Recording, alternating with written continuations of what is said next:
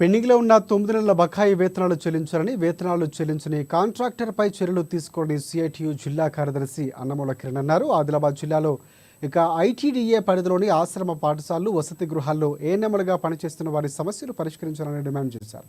స్థానిక సిఐటియు జిల్లా కార్యాలయంలో ఆదివారం ఏర్పాటు చేసిన ఏఎన్ఎంల జనరల్ బాడీ సమావేశంలో పాల్గొని మాట్లాడారు. కలెక్టర్, జిల్లా గిరిజన అభివృద్ధి అధికారి స్పందించాలని, ఏఎన్ఎంలకు 7 నెలల నుంచి వేతనాలు చెల్లించని కాంట్రాక్టర్పై చర్యలు తీసుకోవాలని కోరారు. 9 నెలలుగా వేతనాలు లేక తీవ్ర ఇబ్బందులు పడుతున్నామని, అధికారులకు ఎన్నిసార్లు విన్నవించినా, అవుట్ సోర్సింగ్ ఏజెన్సీకి చెప్పినా పట్టించుకోని పరిస్థితుల్లో ఉన్నారని అన్నారు. ఏఎన్ఎంలు పాఠశాలలు, వసతి గృహాల్లో స్థానికంగా ఉండి ఆదివాసీ గిరిజన విద్యార్థులకు 24 గంటల పాటు అందుబాటులో ఉంటూ వైద్య సేవలు అందిస్తున్నారని అన్నారు. ఏఎన్ఎంలకు ఎలాంటి అత్యవసరం వచ్చినా ఒకరోజు కూడా సెలవు ఇవ్వకుండా వేతనాల్లో కోతలు విధిస్తున్నారని అన్నారు. వీరికి ఉండటానికి వసతి సౌకర్యాలు కూడా లేవని తక్షణమే స్పందించి పెండింగ్ వేతనాలు చెల్లించాలని డిమాండ్ చేశారు. ఆరోగ్య బీమా కల్పించాలని అన్నారు. ఉద్యోగ భద్రత కల్పించాలని అన్నారు.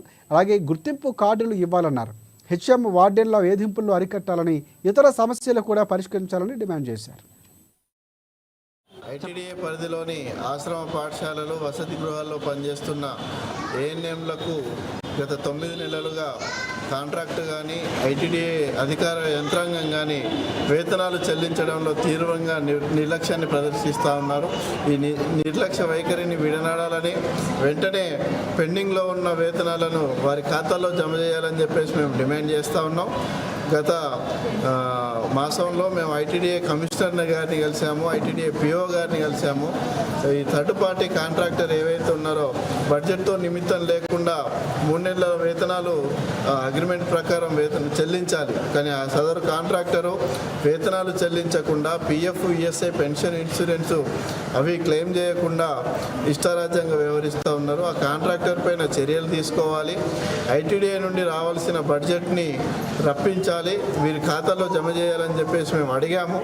పిఓ గారు మేము 20 రోజుల్లో వీరి వేతనాలను వారి ఖాతాలో జమ చేస్తామని చెప్పారు. కమిషనర్ గారు చెప్పారు కానీ ఇచ్చిన మాటను మర్చిపోయిన పరిస్థితి ఉన్నది. ఈ ఏఎన్ఎంలు వారి కుటుంబాలను ఏ విధంగా పోషించుకోవాలని చెప్పేసి మేము ప్రశ్నిస్తూ ఉన్నాం.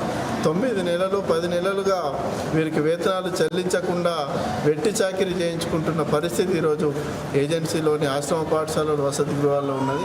కాబట్టి నిర్లక్ష్య వైఖరిని వెంటనే విడనాడాలి. ఇంత కొంచెం ఏమైనా